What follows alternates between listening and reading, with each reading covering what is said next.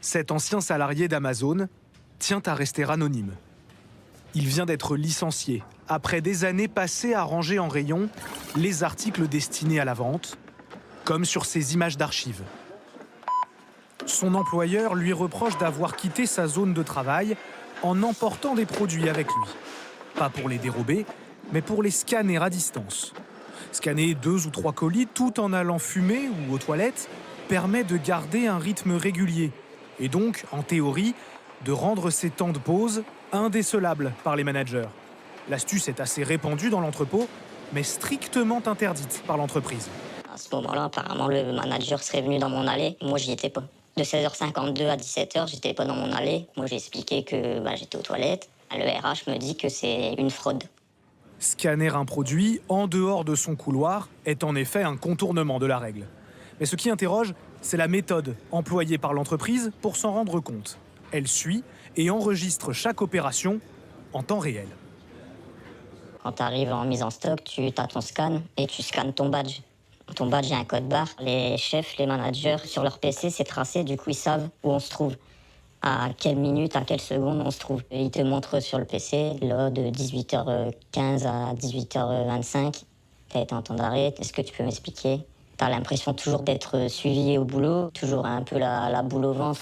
Ce procédé, appliqué à des milliers de salariés en France, vient d'être sanctionné par la CNIL, qui reproche à Amazon d'avoir mis en place, je cite, un système de surveillance de l'activité excessivement intrusif.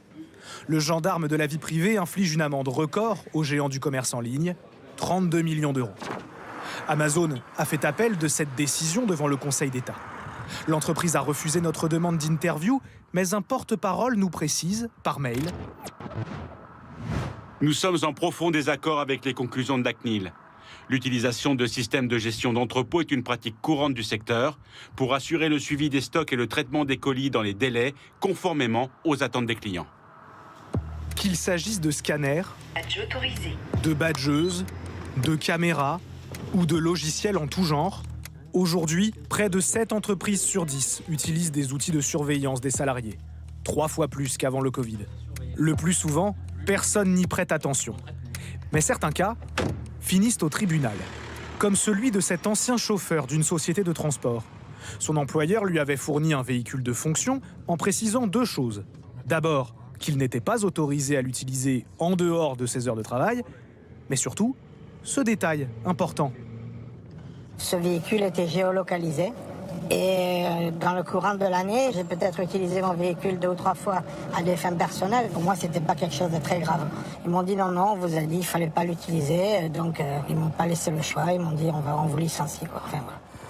Une entreprise peut géolocaliser ses véhicules, à condition que les employés soient avertis. C'est légal. Mais ici, les prud'hommes ont donné raison aux salariés, considérant qu'il est interdit de contrôler sans raison en dehors du temps de travail. Bref, à chaque règle, son exception, sa jurisprudence. Alors pour y voir clair, nous avons posé à la CNIL la question que tout le monde se pose. Nos employeurs ont-ils, oui ou non, le droit de nous surveiller ? Un employeur est tout à fait légitime à contrôler l'activité de son salarié. C'est-à-dire que vous êtes payé pour accomplir une prestation, donc il est normal que celui qui vous paye puisse contrôler. Après, toute la question, c'est la proportionnalité de ce contrôle. Donc pourquoi je mets en place ce dispositif ? Est-ce que c'est pour vous surveiller, vous nuire, ou est-ce que c'est au contraire pour assurer votre sécurité ? Il faut toujours que ce contrôle ait une limite, et le Code du travail notamment le rappelle. Prenons un exemple, les caméras de surveillance.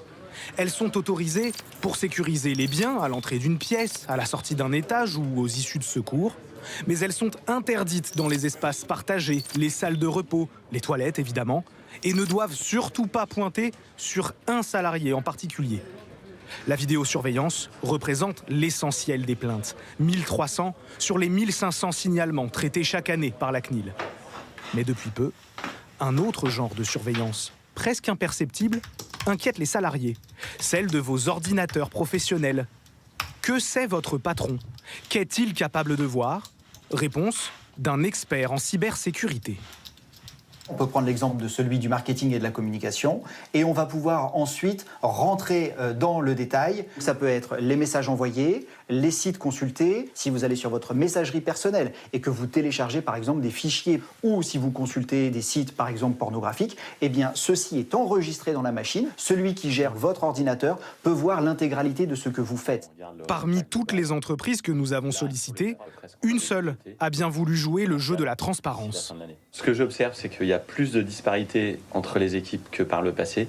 Le PDG et la directrice des ressources humaines disposent, c'est vrai, de ce genre d'outils chargés de mesurer la productivité par équipe et par salarié. En revanche, ils se veulent rassurants. Non, ils n'ont pas les yeux rivés sur nos messageries. Le principe de base, c'est la confiance. Donc ça ne nous vient pas à l'esprit d'aller consulter la messagerie des collaborateurs. Il faudrait vraiment que ce soit un cas extrême, typiquement si les chiffres baissent de moitié du jour au lendemain, s'il y a de l'espionnage industriel, si éventuellement le collaborateur va regarder des sites illégaux. Et effectivement, dans ce cadre-là, au niveau prud'homal, on va nous demander des preuves pour montrer effectivement la faute lourde ou la faute grave du collaborateur. Sachez d'ailleurs que si vous souhaitez garder vos échanges privés, c'est possible. Si l'objet du mail indique la mention « personnel », l'employeur n'a plus le droit d'y accéder.